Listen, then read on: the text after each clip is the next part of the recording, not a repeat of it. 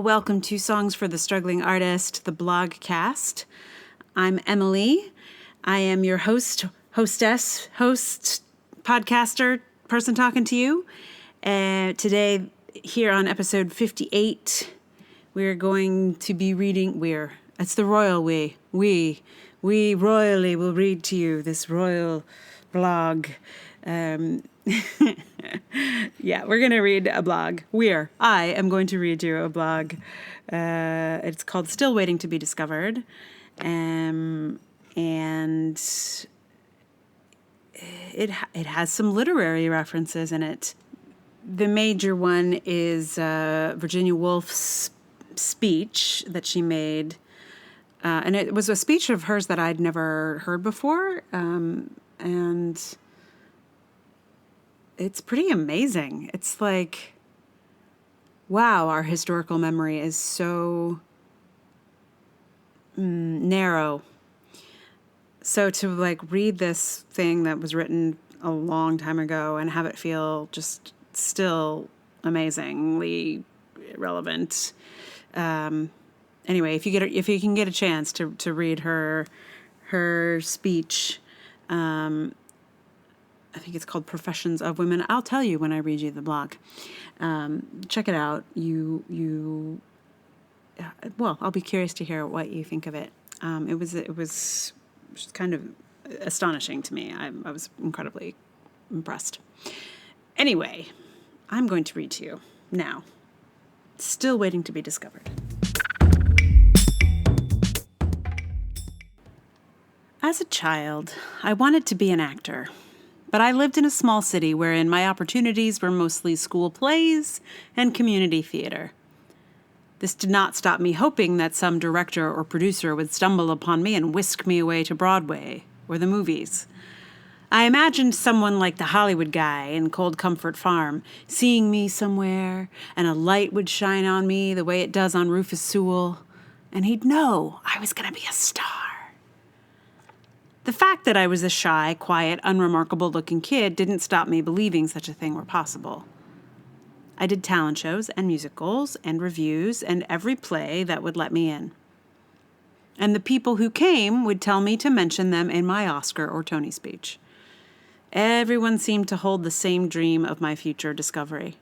Someone, somewhere, would recognize my talent and catapult me to the stars. Lana Turner was famously discovered at a soda counter, after all. It was just a matter of time. The process of being an actor was primarily a waiting game, a game of waiting to be picked, to be discovered by someone with actual power. It was like trying to be Sleeping Beauty, but like awake and trying to look beautiful in the sorts of places princes might be looking. Ultimately, this is why the business of acting didn't suit me, even though I loved the act of acting. This is also why I moved toward the bits of theater that allowed me to feel a sense of agency, an expression of some kind of power. I don't like waiting. So I discovered myself instead. But even so, I've often caught myself in the same expectant state, at a metaphorical soda counter, waiting for someone to discover me and change my life. I think maybe this isn't just because I wanted to be an actor. I think this is because I have a little bit of fairy tale princess dust still in the system. While I refuse to fall asleep like Sleeping Beauty or Snow White, and I am not locked in any tower like Rapunzel, I'm still locked in a kind of expectant state. When I'm told I can't go to the ball, I don't always think about how to get in without an invitation. I just wait for some fairy godmother to swoop in and make me presentable for the privileged. I wish I'd read a version of the Cinderella story wherein Cinderella picks herself up out of the ashes, dusts herself off, only a little, and then just brings herself to the ball just as she is. I want to see a version of this story wherein Cinderella sees something she wants and then goes and gets it. No waiting. On one of my favorite podcasts, the host often uses the phrase, include yourself, and I have found it very useful when trying to elbow my way into places I have not been invited. I also just discovered something that Shirley Chisholm said that I have found very inspirational. She said, "If they don't give you a seat at the table, bring a folding chair." But even while I now try and carry a metaphorical folding chair with me everywhere, I still often feel excluded. And while I thought I'd left behind my habit of waiting to be discovered, every so often I find it rearing its ugly fairy godmother head. I'll put on a show and hope someone will come see it and pick it up. I'll write a blog and think this will be the one that somehow shifts me from the struggling artist to thriving artist. I write a play and think that someone will read it and take me to the theater dance. And they never show up, and I sink back into the ashes to cry and wish like some older grayer Cinderella without the fairy godmother. And for some people, getting discovered does happen. They have mentors or advocates that shepherd them to the ball, but not everyone gets a fairy godmother. Not everyone who is working gets discovered. Being discovered is essentially a passive activity, and hoping for it is a heartbreak. Being discovered is essentially a passive activity, and hoping for it is a heartbreak.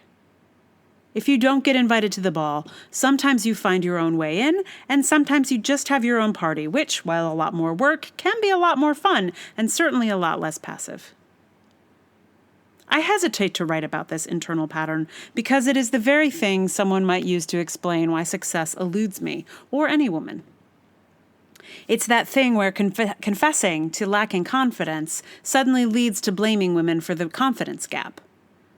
I fear that acknowledging that I notice a tiny inner fairy tale princess who keeps waiting to be chosen will then be used as evidence for why I have not made my way to the ball. It sounds as if I am passively sitting on a rock and wishing for my artistic professional prince, which I categorically am not. I mostly do no wishing at all. I just do doing.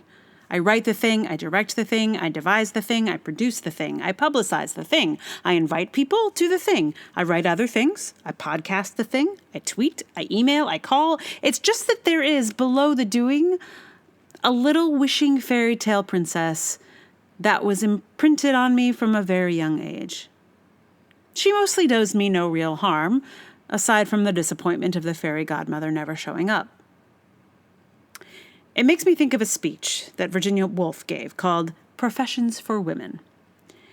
She talked about the necessity of killing the angel in the house. She spoke of the nice, accommodating angel who sacrifices herself for her loved ones. Woolf described how the angel whispers in her ear while she tries to write, and each time she sat down to write, she had to kill the angel anew. I suspect that it is not just the angel whispering in my ear that I have to kill. The fairy tale princess, trying to help me be chosen, needs to be killed too, before any real writing can happen. It's tricky because the fairy tale princess seems to want to help me. She wants me to be seen and accepted, to be invited to the ball. But her voice is just as distracting and manipulative as the angel. When I sit down to write, I have so much murdering to do. And while I don't particularly find murdering appealing, I prefer it to the despair and disappointment of waiting to be chosen. It is, at least, an active engagement, an energetic, purposeful task. Unlike waiting, which is total enervation. Fairy tales and Virginia Woolf. Two great things that go great together. Like peanut butter and jelly. So, for you, here at the end of the podcast, I first will tell you about the podcast that I referenced in the blog, which is The Guilty Feminist. The Guilty Feminist may be my favorite podcast, just like, period. It's usually a live show that's recorded, which I actually got to see. I went with my friend Shobu to go and see a live recording of 2 of the podcasts, which was super fun. It's comedians talking about kind of feminist issues. So it's funny, and sometimes it's, painful, but in a good way, and charming, and I enjoy it very much. So if you are looking for a funny discussion of being a lady person or just being a feminist person, sometimes there are men there too. Not very often, but sometimes there are a few. Anyway, so if you enjoy the comedy and the feminism, two great things that go great together, The Guilty Feminist is your podcast. And finally, for your song for the day, for the podcast. So the concept of the angel in the house, actually, I first heard about through this song that I'm going to put here at the end. A band that I have loved for quite some time called The Story. They are no longer a band, but Jonatha Brooke was one of the two women in the band, and now she's still kick-ass and awesome. But this was with The Story. So it was Jennifer Kimball and Jonatha Brooke. And so the album was called The Angel in the House, and this song was called The Angel in the House. And I did not have any idea that it was a reference to a Virginia Woolf idea. So I actually heard this song first, and then just recently actually just made the connection. So I thought this song was about something totally different. And now that I know the literary reference, it has a whole other layer, which is it's kind of cool to see something that you loved 20 plus years ago be kind of re-examined and reconfigured.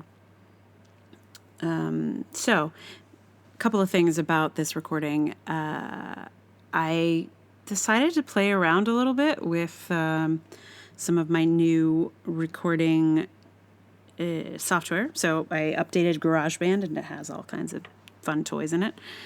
So this is a little bit different. It's there's no guitar on this tune. It's just me and GarageBand messing around with the angel in the house.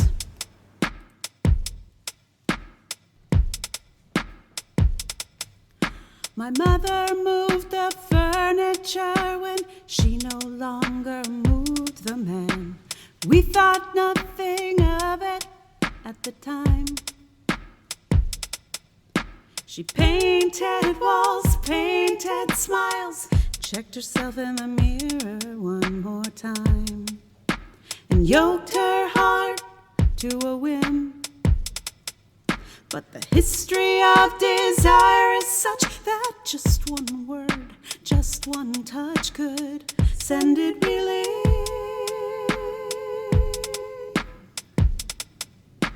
She passed go again and again, and never collected her 200. Landed on the purple with the Jones. She wanted to be a different person, but she sat down finally, and he walked away. He walked away. She listened to the angel. She said to flatter. She said to coo. She said it won't matter. I thought I was by myself, but I cannot kill the angel in the house. Even in my wildest heart, I cannot kill the angel in the house. The angel in the house. The angel in the house. You hang on to the pieces of the game that don't talk back, don't sneak around. Movable objects, but where were we? Don't let anything happen. We're back to the wheel, back to the fire, and onto the high wire. She listened to the angel. She said to flatter. She said to coo. She said it won't matter. I thought I was by myself, but I cannot kill the angel in the house. Even in my wildest heart, I cannot kill the angel in the house. The angel in the house. The angel in the house. The angel in the house. The angel in the house. The angel.